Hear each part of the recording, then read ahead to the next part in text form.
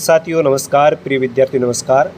जैसा कि आपको विदित होगा कि बोर्ड की ओर से बोर्ड परीक्षा 2025 का पाठ्यक्रम जारी कर दिया गया है और इस पाठ्यक्रम के अंतर्गत क्या रहेगा आपका अंक विभाजन, क्या रहेगी विभिन्न इकाइयों के पूर्णांक, ये भी क्लियर कर दिया गया है। तो इस वीडियो में हम देखेंगे कक्षा 12 हिंदी अनिवार्य बोर्ड परीक्षा 2025 का पाठ्यक्रम एवं अंक विभाजन योजना।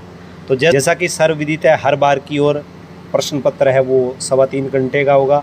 प्रश्न पत्र का बोर्ड पेपर है वो 80 अंक का होगा। सत्रांक विद्यालय से आपके 20 अंक के जाएंगे और कुल प्रश्न पत्र आपके 100 अंक का होगा। तो इसमें अपठित बोध है वो 12 अंक का होगा, जिसमें एक गद्यांश एक पद्यांश, रचनात्मक लेखन 16 अंक, व्यवहारिक व्याकरण 8 अंक, पाठ्यपुस्तक आरोह 32 अंक और पाठ्यपुस्तक वितान 12 अंक। कुल मिलाकर ये अंक हो गए आपके 80। अब यदि हम विभिन्न इकाइयों की ओर चलें तो पेपर का जो खंड 1 होगा, जिसे हम खंड क कह सकते हैं, ए कह सकते हैं, उसमें अपठित बोध से संबंधित प्रश्न होंगे।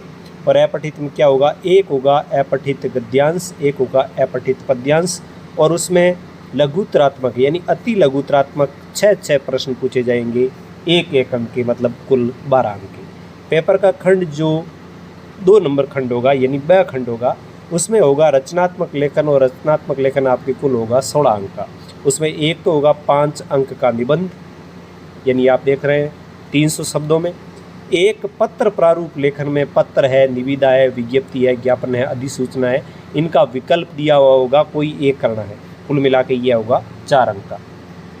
इसके बाद जो अभिव्यक्ति और माध्यम पाठ्यपुस्तक है, उसमें से आपके कुछ प्रश्न पूछे जाएंगे। ये भी एक तरीके से हम कहें कि रचना के अंतर्गत ही है।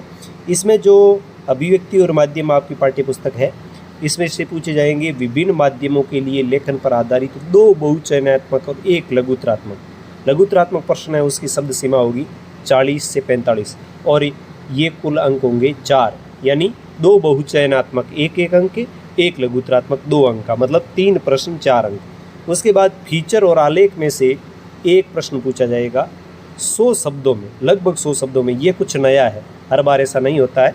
फीचर और आलेख लेखन 100 शब्दों में लिखना है और यह है 3 अंक का। इसके बाद जो व्यवहारिक व्याकरण होगी वो 8 अंक की होगी और उसमें क्या होगा, 2 बहुचयनात्मक प्रश्न होंगे 6 रिक्त स्थान के, यानी 2 1 नंबर के और 6 रिक्त स्थान के 1 नंबर के। कुल मिलाकर ये आपके हो जाएंगे 8 अंक के। तो इसमें प्रश्न कैसे होंगे, भाषा, व्याकरण और लिपि का परिचय, यह शीर्षक होगा 2 अंक का।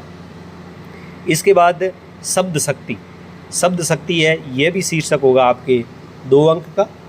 और अलंकार, अनुप्रास, सलेश, यमक, वक्रोक्ति, विरोधाभास, अतिशयोक्ति, विभावना, संदेह और भ्रांतिमान 2 अंक और पारिभाषिक शब्दावली 2 अंक, यानी 4 चैप्टर 2 अंक के, कुल मिला के 8 अंक। इसके बाद पेपर का खंड जो सी होगा वो आपकी पाठ्यपुस्तक आरोह पर आधारित होगा और आरोह आपकी कुल मिलाकर होगी 32 अंक की। उसमें क्या होगा, एक सप्रसंग व्याख्या होगी गद्य भाग से, विकल्प सहित होगी 6 अंक। एक व्याख्या होगी पद्य भाग से, विकल्प सहित होगी 6 अंक। इसके बाद एक कवि या लेखक का परिचय, या तो कवि का लिखें या लेखक का, अथवा में होगा एक कवि एक लेखक, 4 अंक का प्रश्न होगा।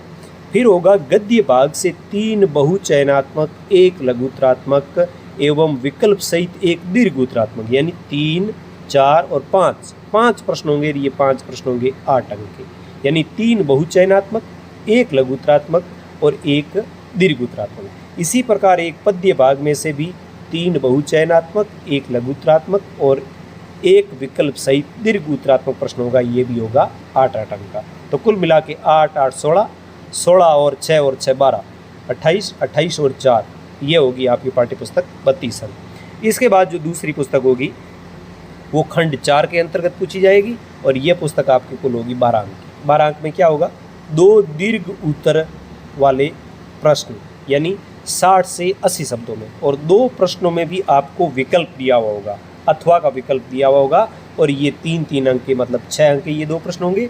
और 2 बहुचयनात्मक और 2 लघुतरात्मक, 2 बहुचयनात्मक और 2 लघुतरात्मक, यानी बहुचयनात्मक 2 प्रश्न, 4 प्रश्न होंगे और कुल मिला के 6 अंक के। तो आप मान सकते हैं कि बहुचयनात्मक 1 अंक का, 2 लघुतरात्मक 2 अंक के, कुल मिला के ये 6 अंक का।